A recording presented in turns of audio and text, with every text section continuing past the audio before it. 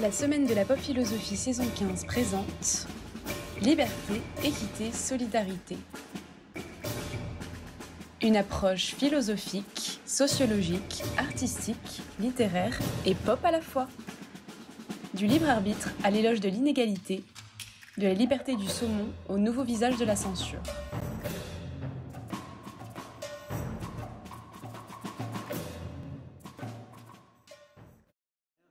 Donc je suis auteur, traducteur et éditeur au sein des éditions Wild Project, maison d'édition qui est basée à Marseille et qui fête ses 15 ans cette année.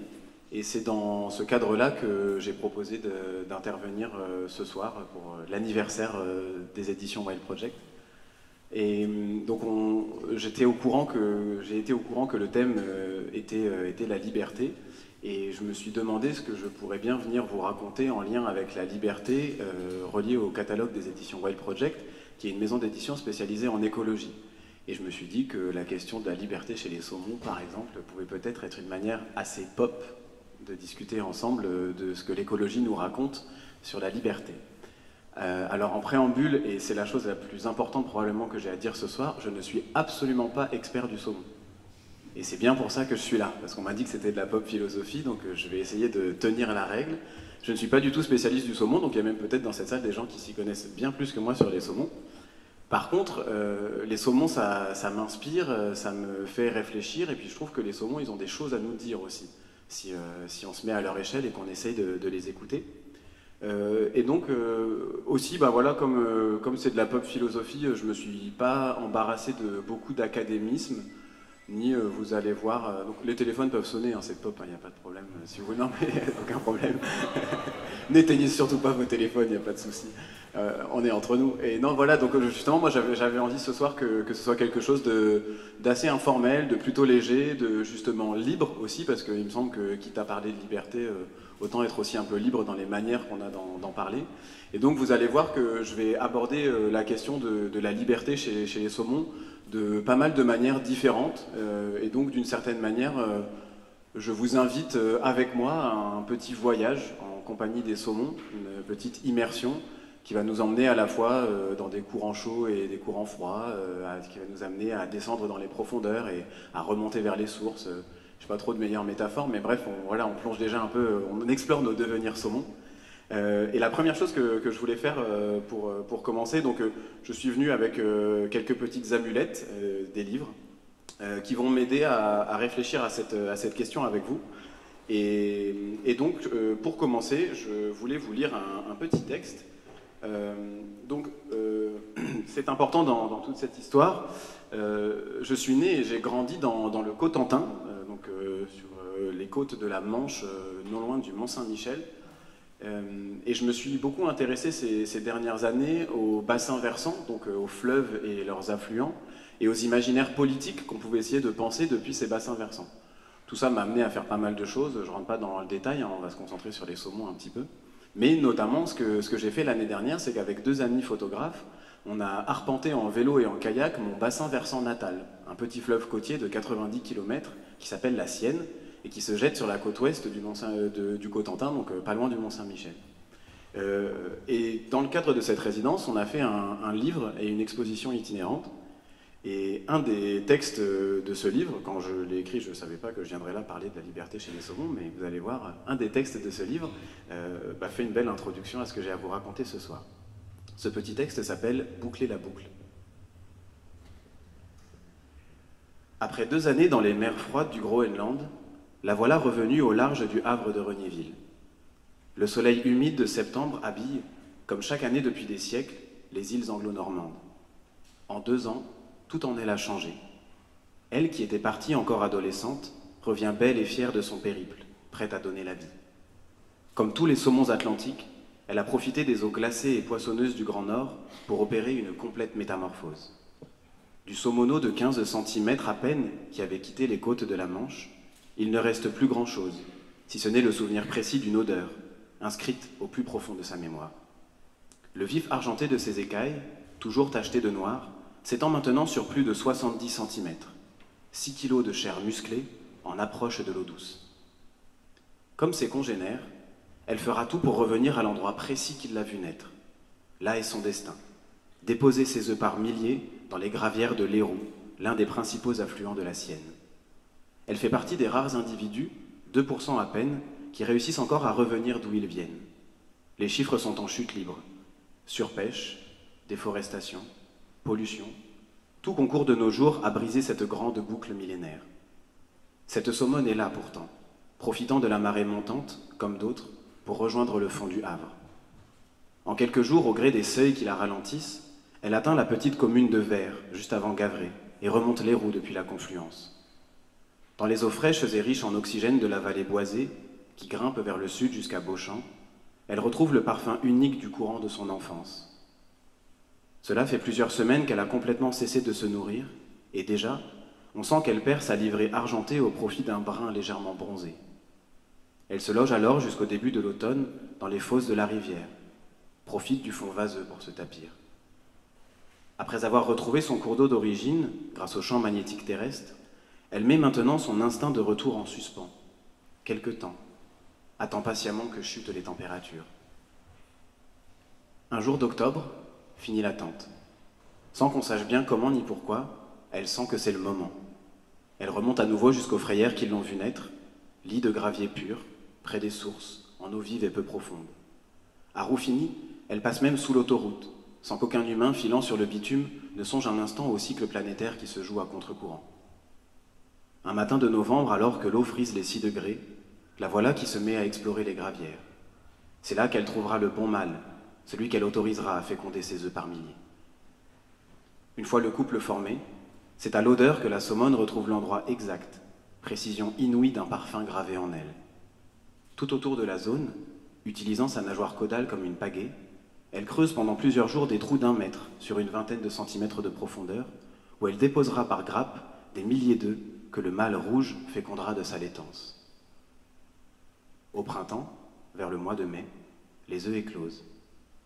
Les alevins de 5 ou 6 centimètres redescendent un peu vers l'aval, rejoignant des eaux peu profondes à courant modéré.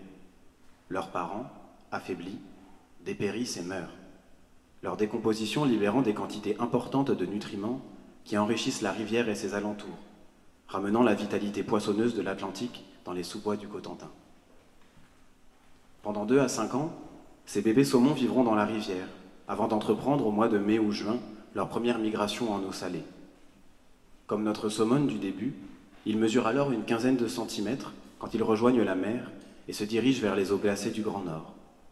2 ou 3 ans plus tard, quelques-uns seulement, adultes charnus, reviendront pour boucler une fois encore ce cycle immémorial qui relie le bassin versant de la Sienne au Groenland.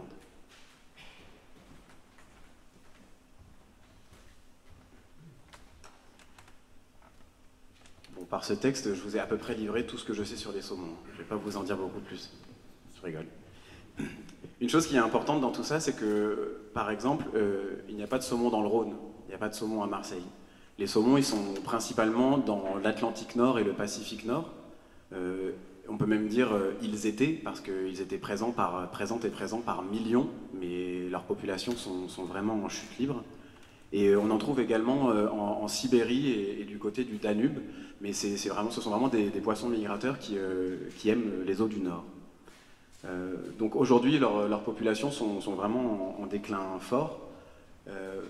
Donc déjà, une des choses ce soir, c'est de leur rendre hommage, de passer 1 heure quand même à penser à elles et à eux, une espèce qui est de plus en plus en voie d'extinction et qui pourtant est une espèce magnifique et millénaire. Et une espèce aussi qui a beaucoup fasciné les êtres humains depuis longtemps, notamment pour ses capacités d'orientation. C'est ce que j'ai dit un petit peu dans mon texte, mais les saumons arrivent à partir à l'autre bout de la planète et à revenir à l'endroit exact où ils et elles sont nés, en s'orientant grâce au champ magnétique terrestre. Et ça aussi, c'est quelque chose en termes de capacité à voyager et donc d'une certaine manière de liberté qui forcément, nous petits humains, nous questionne. Une autre chose qui est fondamentale dans tout ça, c'est que ce que j'ai raconté là dans ce texte, c'est la vie d'une saumone ou d'un saumon sauvage. Mais aujourd'hui, sur Terre, la grande majorité des saumons, ils ne sont pas sauvages. C'est des saumons d'élevage. Aujourd'hui, en France, près de 70% du saumon que nous mangeons, qui est consommé, provient de fermes piscicoles norvégiennes. la France importe environ 120 000 à 130 000 tonnes de saumon tous les ans, et 70% viennent de Norvège. Et puisqu'on parle de liberté, ça me paraissait aussi important de faire cette petite précision en préambule. La vie des saumons d'élevage, c'est vraiment une vie d'esclave. Les saumons d'élevage, c'est seul, il n'y a que la logique économique qui compte. On modifie même leurs organismes pour qu'il n'y ait que des femelles stériles, parce que c'est elles qui grandissent le plus vite. Et environ 25% des saumons d'élevage meurent avant d'avoir atteint l'âge adulte. Je rentre dans des trucs pas rigolos, mais c'est ça la réalité de si on veut penser la liberté pour une espèce, c'est important de regarder depuis toutes les perspectives. Et notamment pour les saumons d'élevage, la surpopulation, parce qu'on met quand même entre 50 et 100 kg de poissons par mètre carré, ce qui est énorme, enfin, c'est vraiment des cellules de prison, quoi, engendre stress, maladies, blessures, des tas de cas de cannibalisme, beaucoup d'infestations, il y a des tas de maladies, de parasites qui se développent.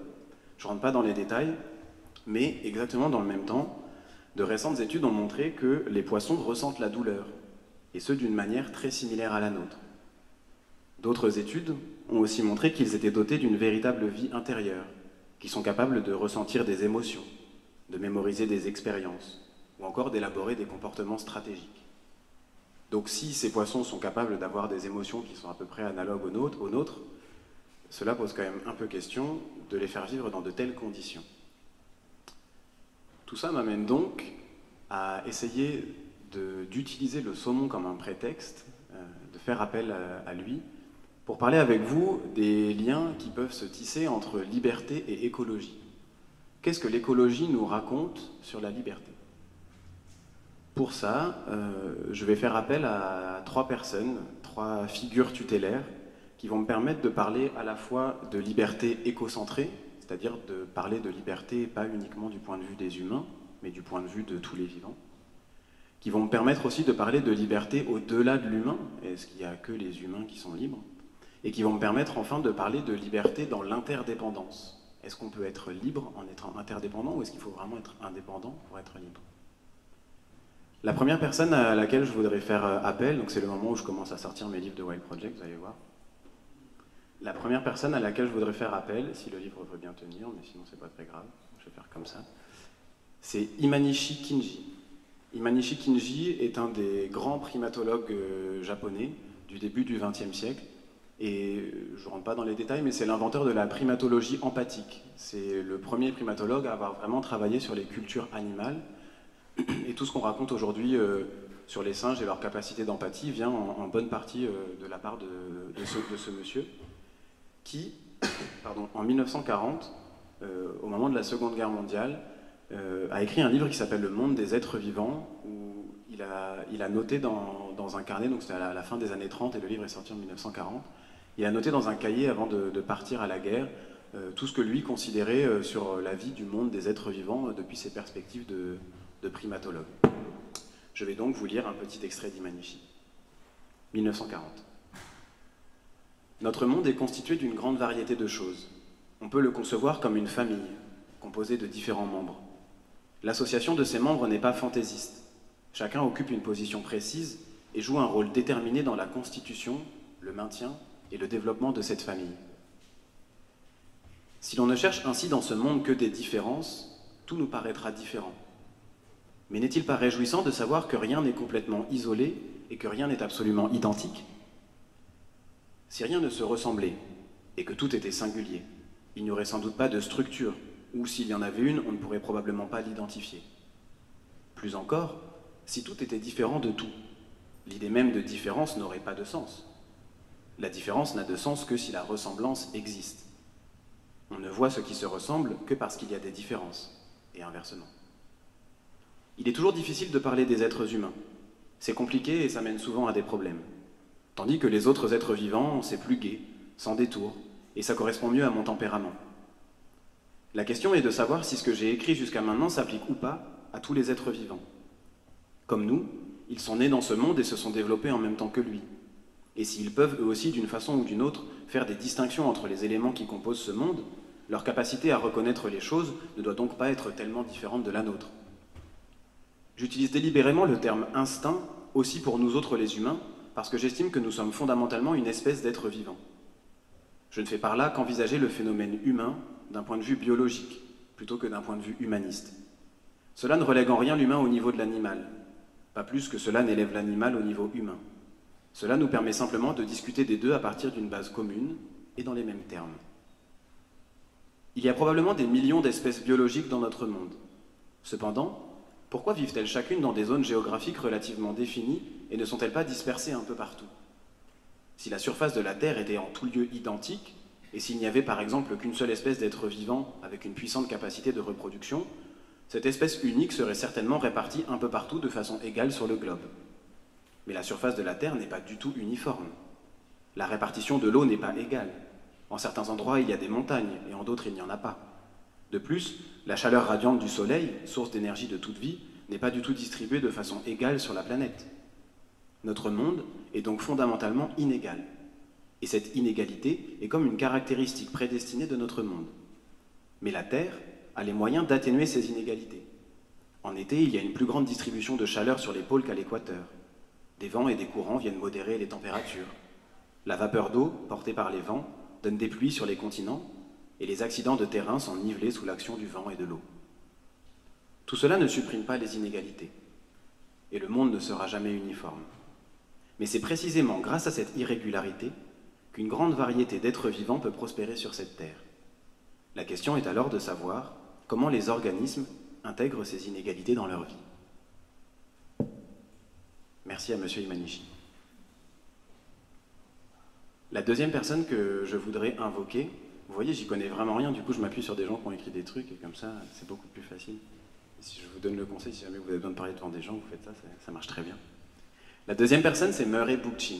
Murray Bookchin, ce livre-là, c'est un des livres que j'ai traduit, une anthologie que j'ai composée.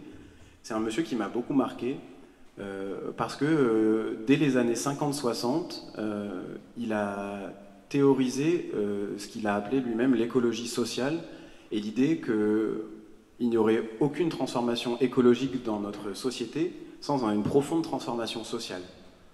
Dès les années 50-60, il nous expliquait que les idées de développement durable ou de transition étaient probablement difficiles à croire, qu'il y avait des inégalités structurelles et des hiérarchies dans notre monde, et que c'est parce qu'il y avait ces inégalités et ces hiérarchies que nous étions organisés de cette manière-là, et que donc nous détruisions les écosystèmes. Il a écrit plein de livres, mais parmi les choses qu'il a écrites, il a notamment en 1990 essayé de réfléchir à la question de la liberté dans la nature, de son point de vue à lui, éco-anarchiste. Et il nous dit: « Je souhaite avancer l'idée que l'évolution des êtres vivants n'est pas simplement un processus passif, le pur produit de conjonctures exclusivement liées au hasard, entre des changements génétiques aléatoires et de prétendues forces environnementales sélectives.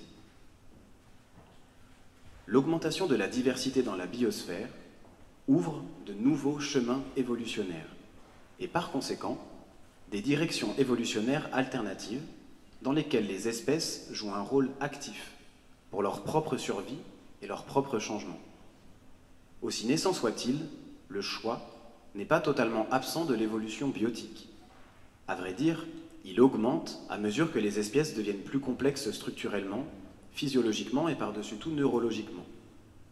À mesure que les contextes écologiques à l'intérieur desquels les espèces évoluent et que les communautés et les interactions qu'elles forment deviennent plus complexes, cela ouvre de nouvelles pistes d'évolution et une plus grande capacité des formes de vie à agir de façon autosélective, formant ainsi les bases d'une sorte de choix. À ce titre, les espèces, ainsi que les éco-communautés dans lesquelles elles interagissent, sont de façon croissante les véritables forces libres qui comptent à l'intérieur de l'évolution prise comme un tout. La puissance de l'écologie sociale tient donc dans l'association qu'elle établit entre société et écologie, en comprenant que le social est au moins potentiellement une réalisation de la dimension latente de la liberté dans la nature, et que l'écologie est un principe d'organisation majeure du développement social. En bref, l'écologie sociale pose les lignes directrices d'une société écologique. Tout comme l'esprit avec son histoire naturelle, la vie sociale émerge de communautés animales, plus ou moins reliées, jusqu'à former les communautés humaines hautement institutionnalisées.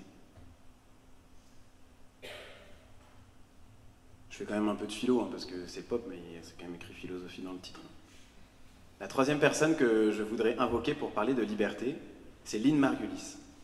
Lynn Margulis, c'est une des grandes biologistes du XXe siècle, biologiste états-unienne, qui, à partir de l'étude de notre microbiote intestinal, la manière dont vit la vie dans notre estomac et nos intestins, a réussi à montrer que partout sur la planète depuis 4 milliards d'années, les êtres vivants évoluent par symbiose.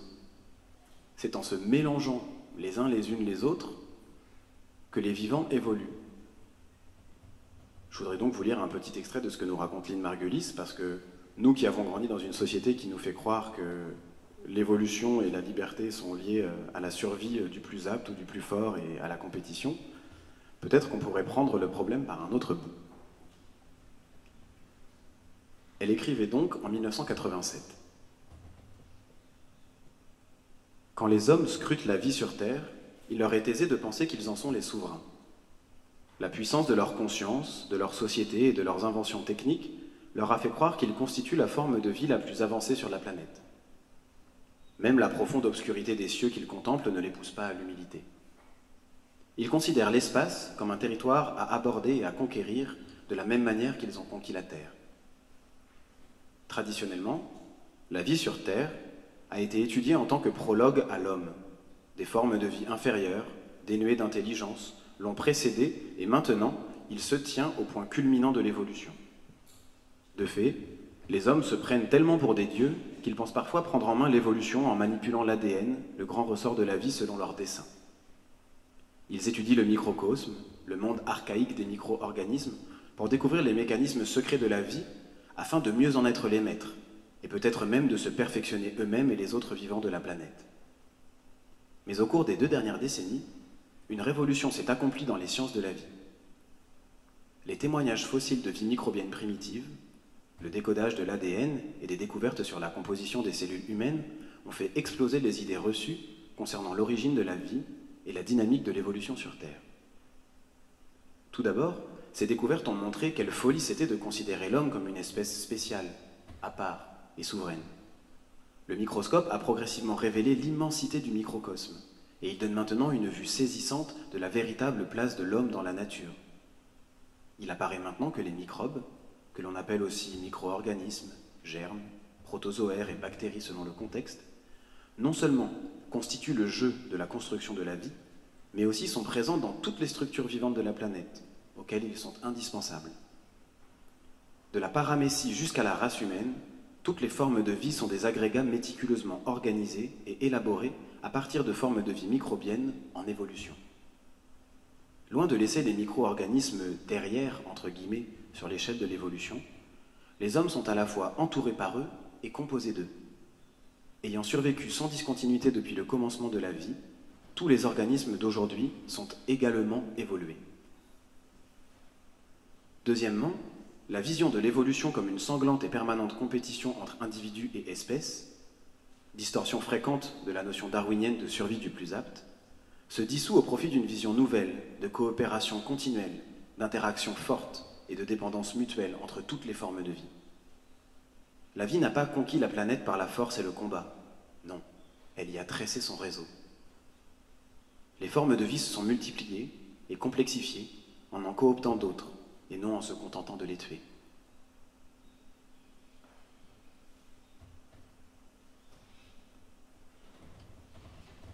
Je m'arrête là pour ce qui est de la liberté d'un point de vue de l'écologie, et je vais essayer de prendre maintenant le problème par encore un autre bout, qui est celui de la question des migrations.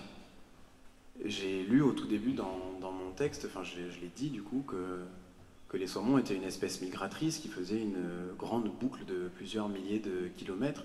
Et est-ce que cette manière de migrer, cette manière de voyager, peut nous faire réfléchir à ce que c'est que la liberté?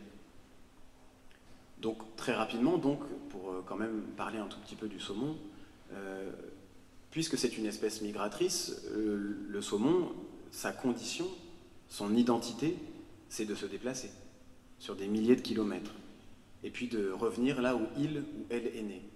C'est ça son identité. Et si on empêche ça, d'une manière ou d'une autre, alors est-ce qu'on ne le prive pas de sa liberté?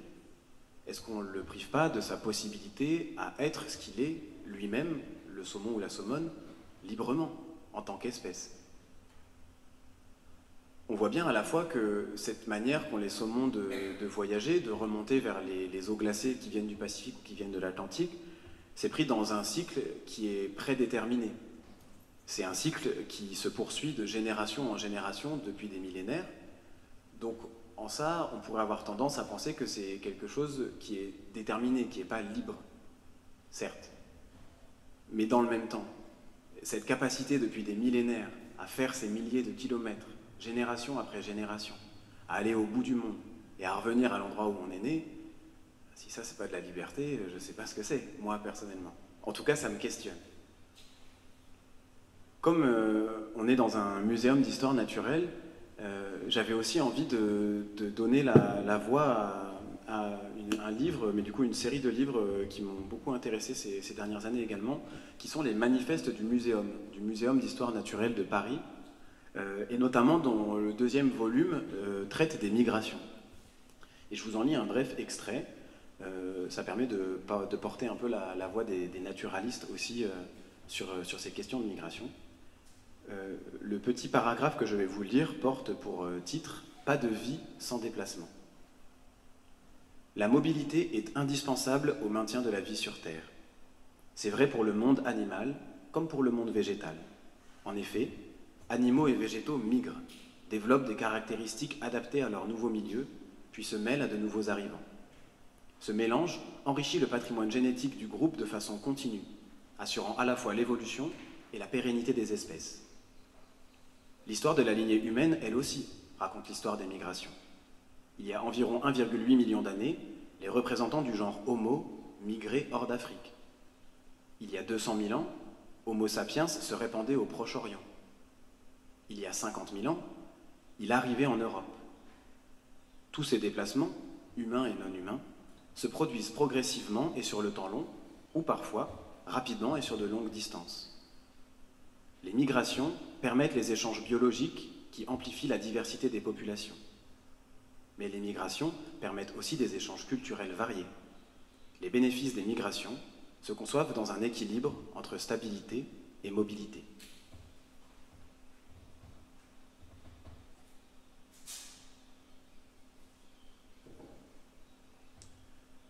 De ce point de vue-là, j'avais donc envie d'utiliser les saumons, voilà, maintenant qu'on a essayé de comprendre un peu comment ils se déplacent, pour revenir vers nous, les humains, et réfléchir au lien qu'on entretient, nous, humains, entre liberté et nomadisme.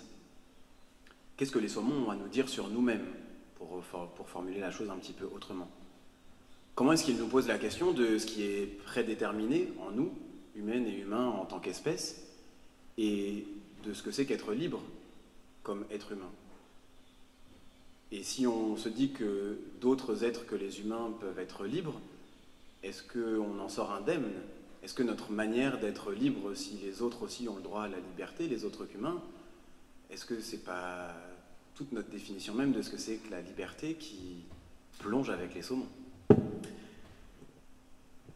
Comme ce festival s'appelle Pop Philosophie et que c'est un terme qui vient de Gilles Deleuze et de Félix Guattari, mais surtout de Deleuze, je me voyais mal ne pas invoquer leur voix à eux deux aussi. Sur ces questions de nomadisme, je voudrais donc vous lire un petit extrait de Mille plateaux, qui a été écrit par Deleuze et Guattari en 1980, et dont un chapitre s'appelle Traité de nomadologie, qui parle, vous allez voir, à peu près exactement de ça. D'un point de vue plutôt anthropocentré, mais avec des tas d'ouvertures qui justement nous permettent de réfléchir. Donc, petite pensée pour Gilles Deleuze dans la minute qui vient. Le nomade a un territoire. Il suit des trajets coutumiers. Il va d'un point à un autre et il n'ignore jamais les points. Point d'eau, point d'habitation, point d'assemblée, etc. Mais la question, c'est ce qui est principe ou seulement conséquence dans la vie nomade. En premier lieu, même si les points déterminent les trajets, ils sont strictement subordonnés aux trajets qu'ils déterminent, phrase pas facile, à l'inverse de ce qui se passe chez le sédentaire, phrase plus facile. Le point d'eau n'est là que pour être quitté, et tout point est un relais et n'existe que comme relais. Un trajet se fait toujours entre deux points, mais l'entre-deux a ici pris toute la consistance et jouit d'une autonomie comme d'une direction propre. La vie du nomade est intermezzo. En second lieu, le trajet nomade a beau suivre des pistes ou des chemins coutumiers, il n'a pas la fonction du chemin sédentaire. Le chemin sédentaire, sa fonction, c'est de distribuer aux hommes un espace fermé, en assignant à chacun sa part et en réglant la communication des parts. Le trajet nomade fait le contraire. Il distribue les humains ou les bêtes dans un espace ouvert, indéfini, non communicant. Il y a donc en troisième lieu une grande différence d'espace. L'espace sédentaire est strié par des murs, des clôtures et des chemins entre les clôtures, tandis que l'espace nomade est lisse, seulement marqué par des traits qui s'effacent et qui se déplacent avec le trajet. Même les lamelles du désert glissent les unes sur les autres en produisant un son inimitable. Le nomade se distribue dans un espace lisse. Il occupe, il habite, il tient cet espace, et c'est là son principe territorial. Aussi est-il faux de définir le nomade par le mouvement. Toynbee a profondément raison de suggérer que le nomade est plutôt celui qui ne bouge pas. Alors que le migrant quitte un milieu devenu amorphe ou ingrat, le nomade est celui qui ne part pas, qui ne veut pas partir, qui s'accroche à cet espace lisse où la forêt recule, où la steppe et le désert croissent, et qui invente le nomadisme comme réponse à ce défi.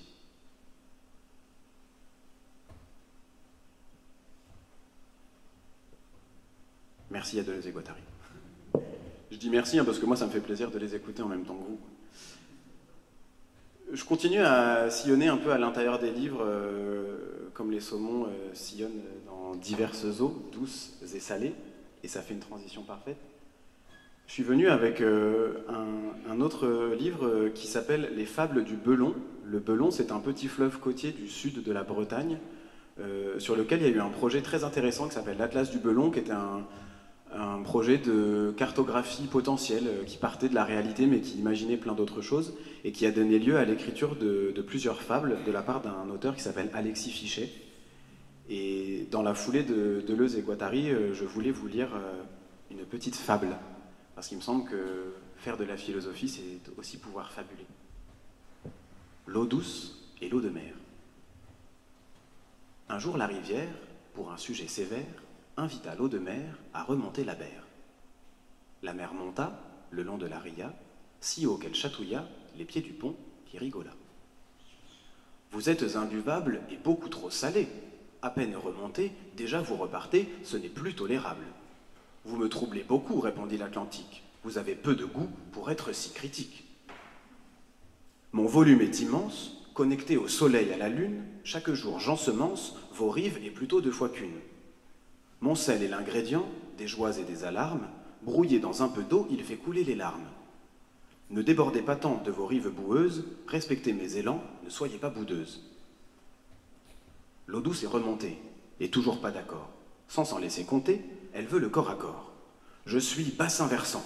100 petits affluents se lient en conversant au sein de mon courant. Notre eau nourrit l'estuaire et le rend un peu jaune, et j'arrache à la terre ce qui nourrit la faune.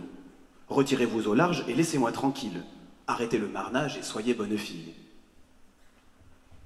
Cette lutte est amère et n'a pas de logique. La rivière et la mer ont toutes deux des reflets magiques. Il faut les deux ensemble pour faire la couleur glace, le bleu en breton. Et cela, il me semble, devrait briser la glace. Pourtant, aucune d'elles ne parvient à cesser la trop longue querelle des eaux douces ou salées. Alors, elles invitent un saumon à les départager. Grand, vif et voyageur, l'animal est âgé. Il a vu l'océan, remonter les torrents, il a goûté les eaux de plusieurs continents.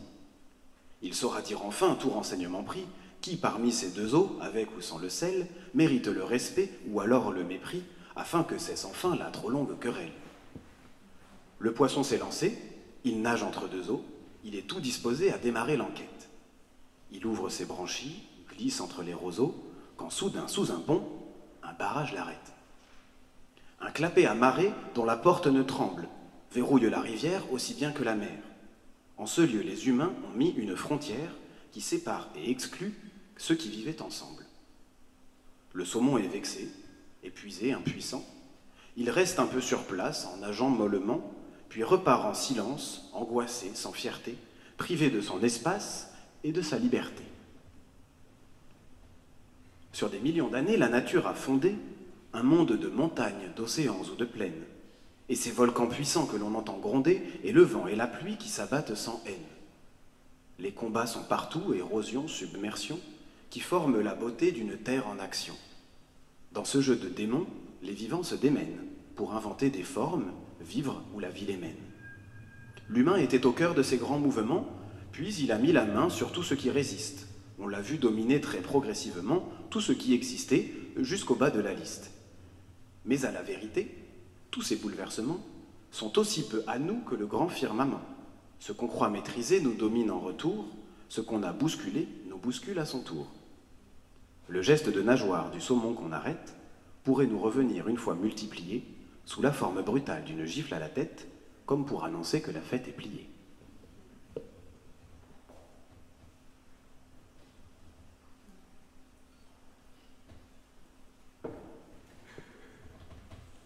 Cette petite transition fabulée pour nous amener sur la côte ouest des États-Unis. Je vous ai lu un texte pour commencer qui parlait de la côte atlantique, mais les saumons sont aussi très présents dans le nord Pacifique.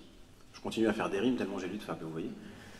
Et donc, sur la côte ouest des États-Unis, il se passe quelque chose de très intéressant depuis quelques années qu'on pourrait résumer sous la question « Et si les saumons pouvaient être des guides pour nous libérer ?»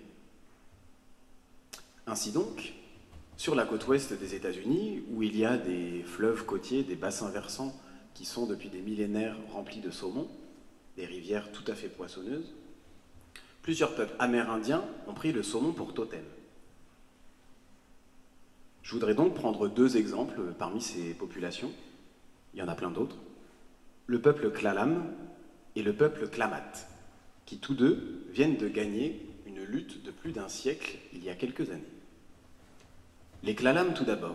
Le peuple Klalam vit le long de la rivière Elwha, du côté de Seattle, au nord des États-Unis. Le fleuve Elwha est plutôt un petit fleuve. Il fait 72 km de long et son bassin versant 800 km². C'est pas énorme. C'est à peu près grand comme la sienne, mon petit bassin versant natal. Mais par contre, c'est une rivière dans laquelle il y avait énormément de saumons. Et les Klalam, donc, sont un peuple amérindien animiste qui a fait du saumon sa figure tutélaire depuis des milliers d'années.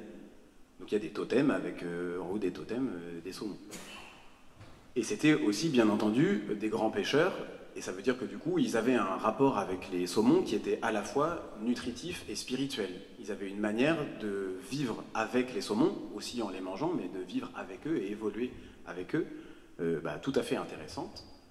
Et puis, vous le savez très bien, les États-Unis, enfin l'Amérique, l'île Tortue, comme disaient les Amérindiens, a été colonisée, est devenue l'Amérique. Et c'est passé, par exemple, en 1911, ce fait que 2 barrages ont été construits en bas de la rivière pour faciliter le commerce de la foresterie, c'est-à-dire on va couper des forêts pour avoir des troncs d'arbres, et faire des papeteries et d'électricité.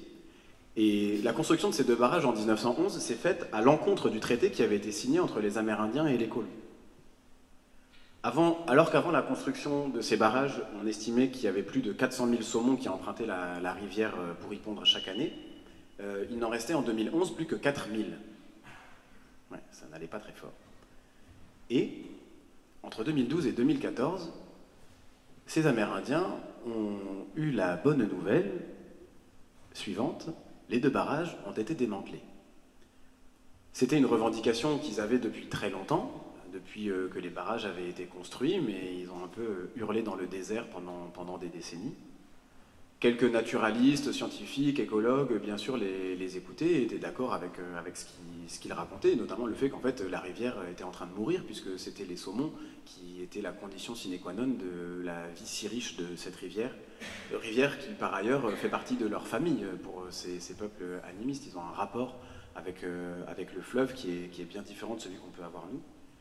Et ce qui s'est passé, qui est assez intéressant, c'est qu'à un moment, la gouverneure de l'État de Seattle a décidé d'organiser une sorte de convention citoyenne et de demander à 30 personnes tirées au sort dans la communauté de communes autour de ces deux barrages de se réunir et de décider s'il fallait les démanteler ou non. Donc c'est des barrages qui avaient été construits en 1911, donc un siècle avant, donc ils commençaient aussi à être vétustes. Et donc au départ, la majorité des personnes de cette convention citoyenne américaine et américain lambda, mais comme vous et moi on aurait pu être tirés au sort, avaient plutôt tendance à majorité à dire qu'il fallait garder ces barrages. Et puis, comme pour la Convention citoyenne pour le climat, on leur a fait rencontrer plein de gens, des scientifiques, des experts, des militants, les gens qui bossaient dans la papeterie, aussi les Amérindiens. Et puis, après 1 an et demi de discussion, de réflexion, ils ont décidé à l'unanimité que oui, en effet, il fallait les démanteler, ces barrages. Ce qui donc a été fait. Et depuis 2014, c'est toujours ça qui est fascinant, la vie a repris comme on ne pouvait même pas s'y attendre. Et aujourd'hui, donc 2014, on est 10 ans après, les saumons, qui n'étaient plus que 4000, sont revenus par dizaines de milliers. Et selon les courbes actuelles, les scientifiques espèrent que le nombre de saumons atteindra 300 000 adultes par an d'ici 15 à 20 ans. C'était 400 000 avant les barrages et on reviendra presque à 300 000 saumons d'ici 15 à 20 ans si tout se passe bien. Deuxième exemple, celui des clamates. Donc les clamates vivent le long du fleuve Klamath, qui lui est à cheval sur la Californie et l'Oregon, donc beaucoup plus au sud. Et là, c'est une rivière qui fait 400 km de long, donc qui est nettement plus grande, à peu près la moitié du bassin versant du Rhône. Et c'est une rivière qui est très particulière parce que c'est une des seules rivières de l'ouest des États-Unis dans laquelle vivent les 5 sous-espèces de saumon qui sont présents dans le Pacifique. Les clamates, eux, vivent dans ce bassin versant depuis 6 ou 7 000 ans.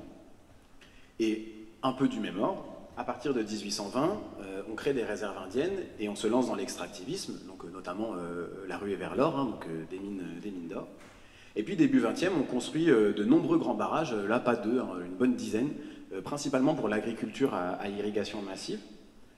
Et donc exactement de la même manière, les populations de saumon sont en chute libre. Les Amérindiens en question, accompagnés de celles et ceux qui veulent bien les accompagner, demandent la suppression de ces barrages. Et donc, enfin, a été décidé l'année dernière que cette année et l'année prochaine, donc là c'est en cours, en 2023-2024, 4 des 10 barrages vont être démantelés sur le cours de la rivière Klamath, et c'est le plus grand projet de démantèlement de barrages de l'histoire des États-Unis. Tout ça pour les saumons. Là où c'est intéressant, c'est que, par ailleurs, les barrages ne sont pas un problème que pour les saumons. Les barrages, ils arrêtent aussi l'apport sédimentaire dans les estuaires, ils empêchent la circulation des graines de l'amont vers l'aval. Il y a tout un tas de problèmes autres que juste les saumons dans la vie des rivières. Imaginez-vous bien, une rivière, si on disait que le saumon, c'était le fait de se déplacer sa liberté, la rivière, c'est bien le fait de couler sa liberté. Donc si on l'empêche de couler, forcément, ça la modifie dans son être. Ça entraîne plein de problématiques. Et dernière chose que je voulais aborder à ce sujet-là, il est déjà 19h, donc je vais même avancer, vous savez quoi. Je ne vous dirai pas tout ce que je voulais vous raconter, c'est pas très grave. Mais je voulais quand même invoquer du coup très rapidement, j'avance un petit peu plus vite que prévu, mais ça ne nous fait pas rater grand-chose, le fait que du coup, sur la côte ouest des États-Unis, c'est aussi à cet endroit-là qu'un mouvement qui, moi, me tient beaucoup à cœur s'est créé dans les années 70, c'est le biorégionalisme. Et le biorégionalisme, c'est un mouvement qui vient de la contre-culture américaine et qui propose de réhabiter les territoires de l'ouest de l'île Tortue, donc non plus l'Amérique, parce que c'est pas la peine de l'appeler l'Amérique, appelons-la l'île Tortue directement, comme le faisaient les Amérindiens avant. Sur la côte ouest de l'île Tortue, tout un réseau de collectifs, de personnes, mais ils étaient quand même plusieurs milliers, ont proposé de se réorganiser non plus depuis les frontières administratives héritées, des départements, des régions, des États, mais plutôt depuis des frontières naturelles, des chaînes de montagnes, des massifs forestiers, des bassins versants. Et en disant que probablement qu'en se réorganisant autour d'autres frontières, des frontières biologiques, logiques pour le vivant, ça nous aiderait peut-être à faire une société un peu plus juste, plus écocentrée. Et je vais juste vous lire un petit passage rapide d'un texte de Gary Snyder, qui est un des grands poètes américains et poète biorégionaliste, qui écrivait en 1992, dans un texte qui s'appelle « Accéder au bassin versant », il écrivait « Le bassin versant ne répond pas à la dichotomie ordonnée-désordonnée, car ses formes sont libres, mais d'une certaine manière inévitables. La vie qui se développe à l'intérieur du bassin versant constitue la première forme de communauté. Le programme d'un conseil de bassin versant commence de manière modeste. Essayons de réhabiliter notre rivière de telle manière que le saumon sauvage puisse s'y reproduire de nouveau. En essayant de compléter ce programme, une communauté est susceptible de devoir lutter contre l'industrie forestière commerciale en amont, l'accaparement de l'eau pour sa vente en aval, la pêche au filet taïwanaise au large dans le Pacifique Nord, et toute une série d'autres menaces nationales et internationales pour la santé du saumon. Si une foule de gens se joint à l'effort, des gens de l'industrie forestière et du tourisme, des ranchers et des paysans bien établis, des retraités qui pêchent à la mouche, des entreprises et les nouveaux arrivants qui vivent dans les forêts, quelque chose pourrait en sortir. Mais si cet accord commun était imposé d'en haut, ça n'irait nulle part. Seul un engagement populaire sur le long terme, pour préserver le territoire, peut apporter la stabilité politique et sociale nécessaire à la conservation de la richesse biologique de nos régions californiennes.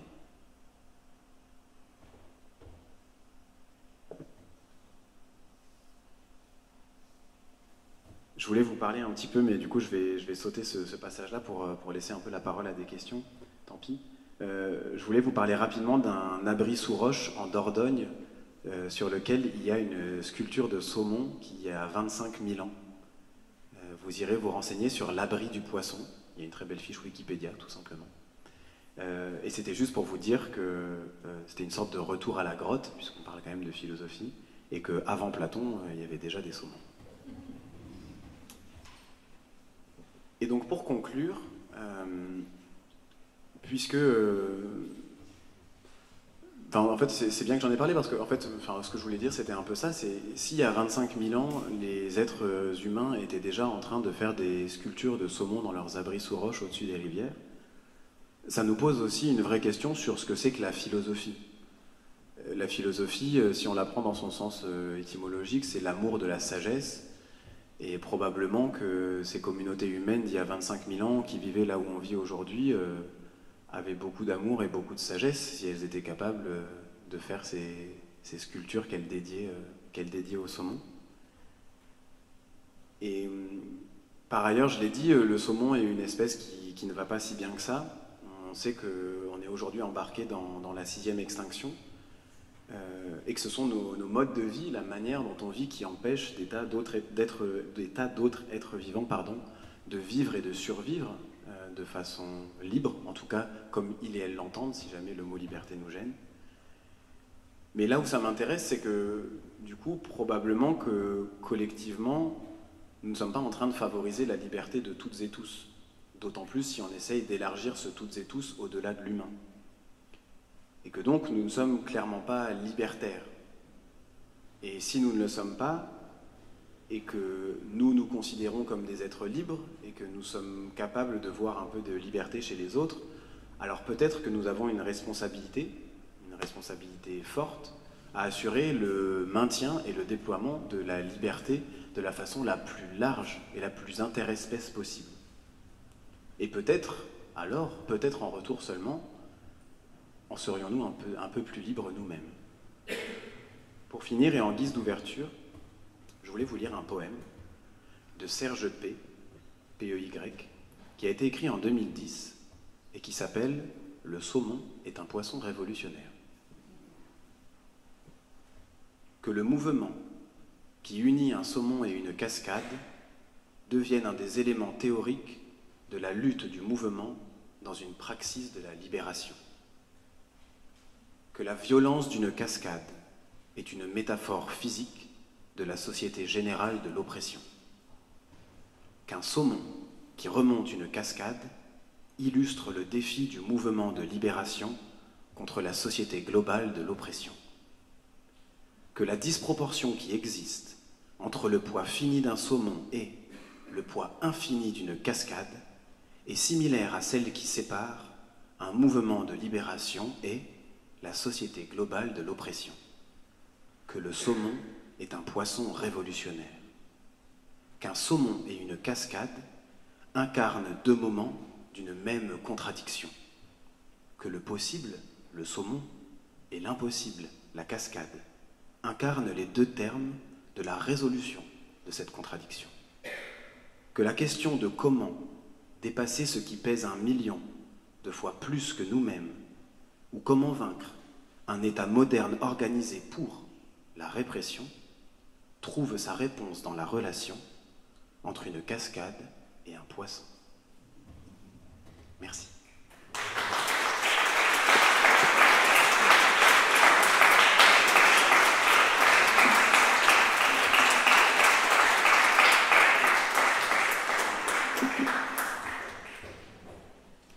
Il est 19h05, alors je ne sais pas s'il y a un peu de temps pour les questions et les remarques. J'ai finalement beaucoup parlé. J'espère que c'était pas trop long. Peut-être si quelqu'un a envie de prendre la parole, n'hésitez pas. Je ne sais pas s'il y a quelqu'un qui veut faire maître ou maîtresse du temps et nous dire combien de temps nous avons pour des remarques et des questions, ça peut être cool.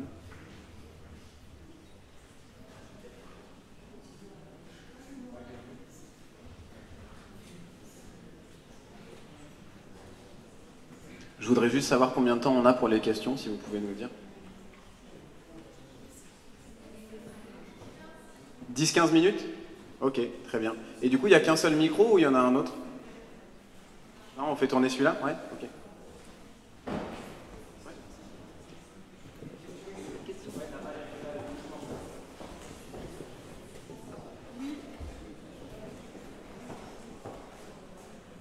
Oui, alors, bon, moi, ce saumon qui est libre, il est libre dans une relative dépendance organique et organisée qui le contraint.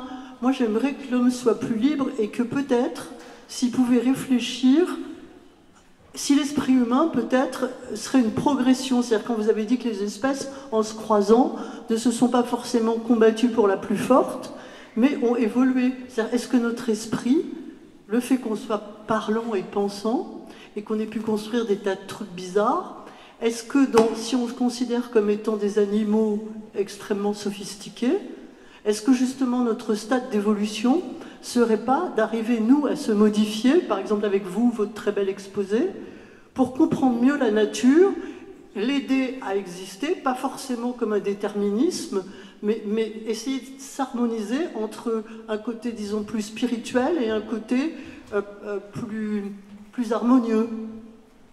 Un truc comme ça pourrait se développer. Il n'y a qu'un seul micro, donc on fait des tours de passe-passe. Ouais. Ah, je prends celui-là sinon. On va faire le modérateur puisqu'il n'y en a pas.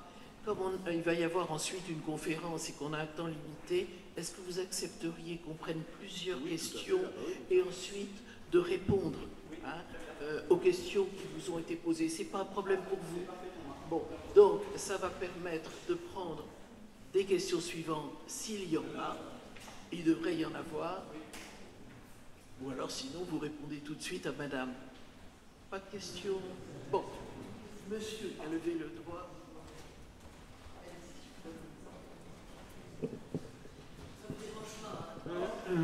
Je vous ai dire une citation de Stendhal, c'est-à-dire la liberté. Pour avoir la liberté, faut avoir, il n'y a que des degrés de liberté que l'audace a vaincu sur la peur.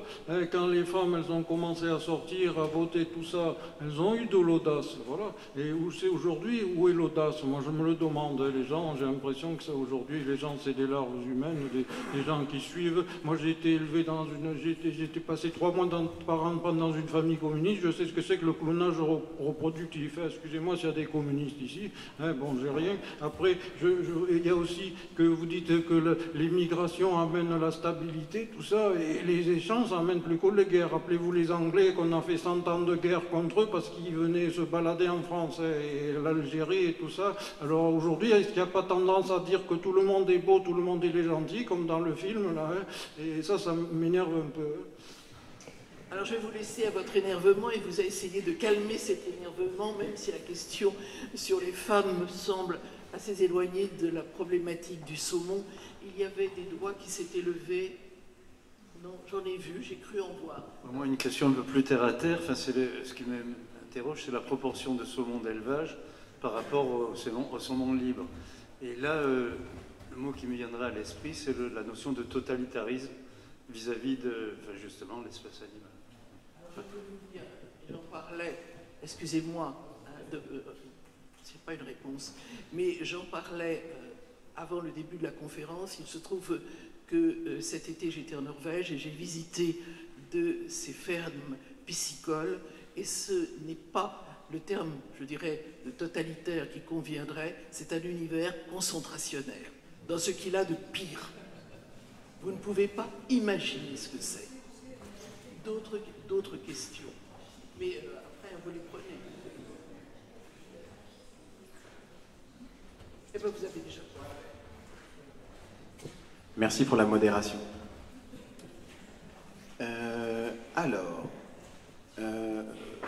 Pour ce qui est de la question de l'énervement légitime, je la laisse de côté. Tant mieux si mes propos vous ont énervé, au moins vous avez réagi, c'est déjà ça. Vous avez fait preuve de liberté, félicitations.